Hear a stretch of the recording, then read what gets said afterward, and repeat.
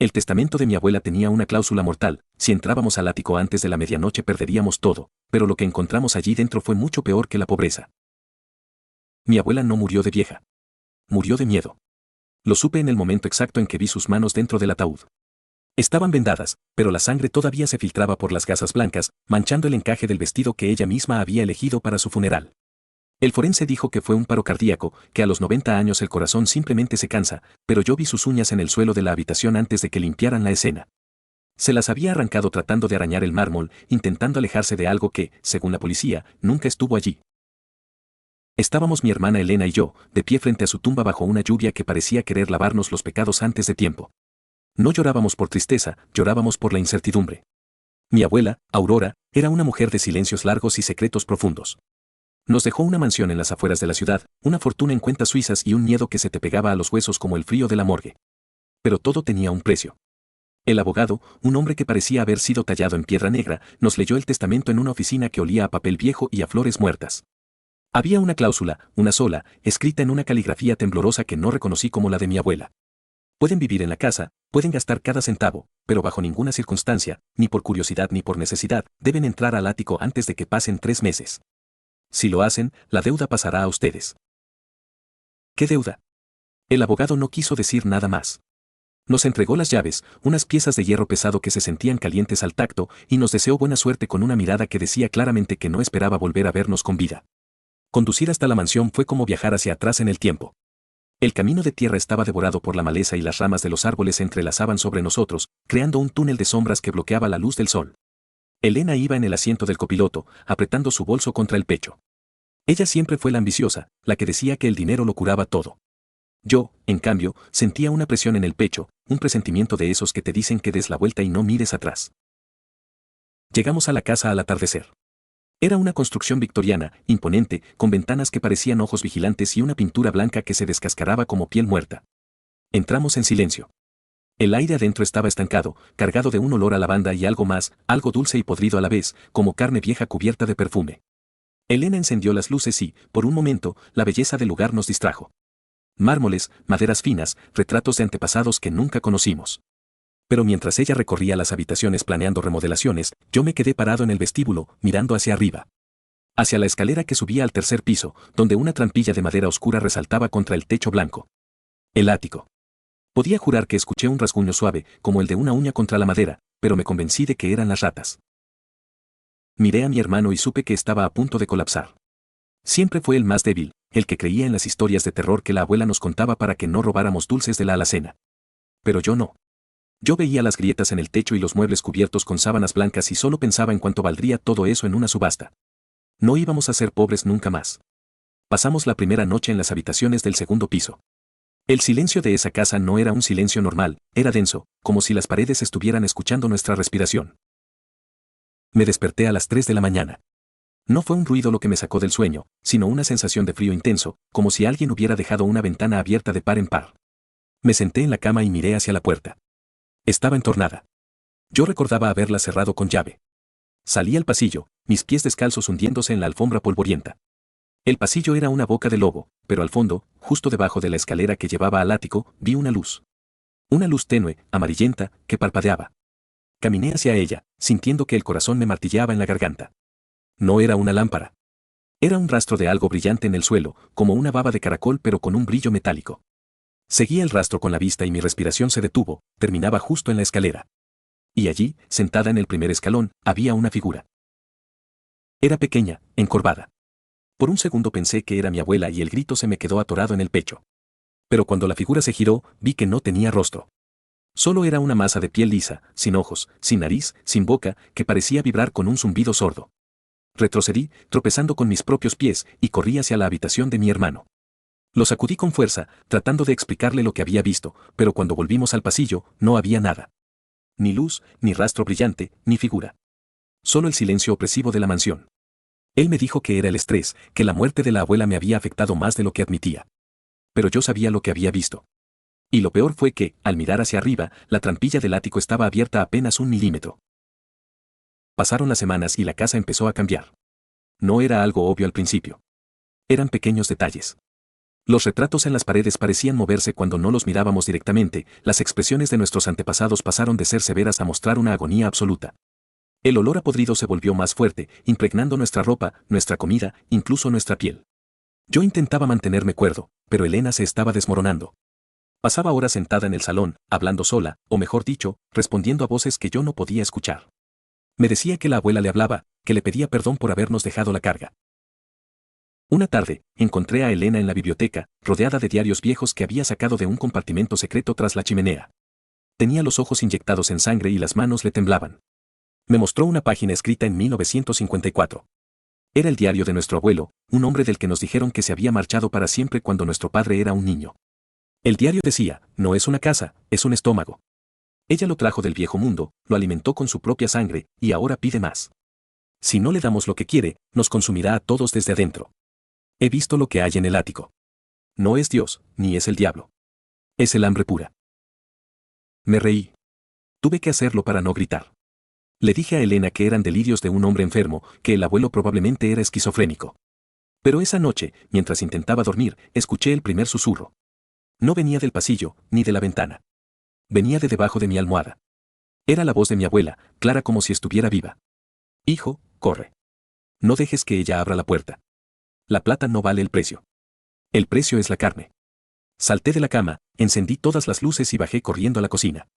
Elena estaba allí, de pie frente a la puerta que llevaba al sótano, con un cuchillo de carnicero en la mano.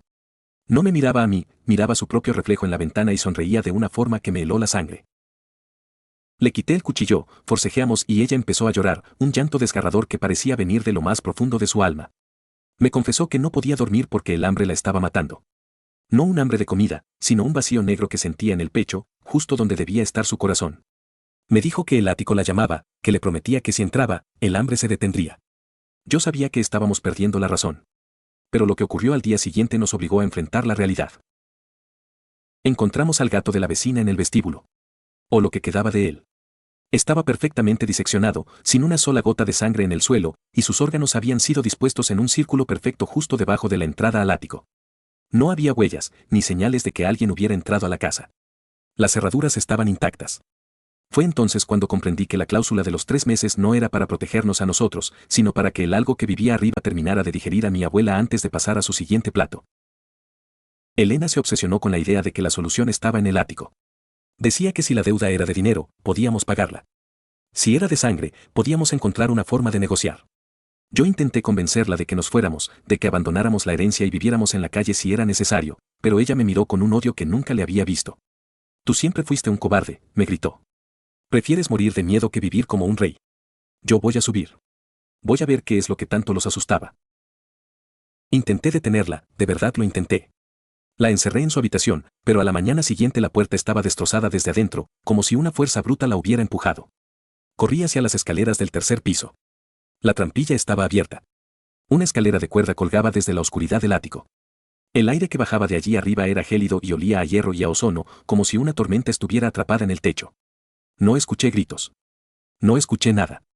Solo un sonido rítmico, como un corazón gigante latiendo contra las vigas de madera. Subí. Cada escalón se sentía como 1 kilómetro. Mi cabeza me gritaba que diera la vuelta, que dejara a mi hermana a su suerte, pero no podía. Cuando mi cabeza pasó el nivel del suelo del ático, la luz de mi linterna reveló algo que mi mente se negó a procesar al principio. El ático no era una habitación llena de trastos viejos. Era un nido. Las paredes estaban cubiertas de una sustancia orgánica, similar a la seda de una araña pero gruesa y palpitante, de un color rojizo oscuro. Y en el centro, envuelta en esa misma sustancia, estaba Elena. No estaba muerta. Sus ojos estaban abiertos, fijos en el techo, pero sus pupilas eran blancas, como si hubiera visto algo que le quemó la vista. Su cuerpo estaba siendo absorbido por el suelo. O mejor dicho, por lo que vivía debajo del suelo. Alrededor de ella, vi los restos de otros. Ropa podrida, huesos humanos que parecían haber sido pulidos, y una colección de objetos personales que reconocí, el reloj de mi abuelo, el anillo de bodas de mi abuela. Y en un rincón, una figura se alzaba. No tenía una forma definida. Era como una sombra que cobraba volumen, una amalgama de extremidades humanas y algo más, algo antiguo y hambriento. Se movía con una gracia antinatural, deslizándose por las vigas del techo. Cuando la luz de mi linterna la tocó, la cosa emitió un sonido que no era un grito, sino una cacofonía de miles de voces susurrando al mismo tiempo. Entre todas esas voces, pude distinguir la de mi abuela: bienvenido a casa, nieto. Ya es hora de pagar. Lo que vi en ese ático me cambió para siempre. No era solo un monstruo, era una herencia genética de horror. Me di cuenta de que mi familia no poseía la mansión nos poseía a nosotros. Éramos su ganado. Mi abuela había logrado mantener a la criatura a raya durante décadas a cambio de sacrificios que no me atrevía a imaginar, y ahora que ella no estaba, el hambre reclamaba a los nuevos dueños. Elena empezó a hablar, pero su voz no salía de su boca, sino de las paredes. Es hermoso, hermano. Ya no hay frío. Ya no hay miedo. Solo hay unión.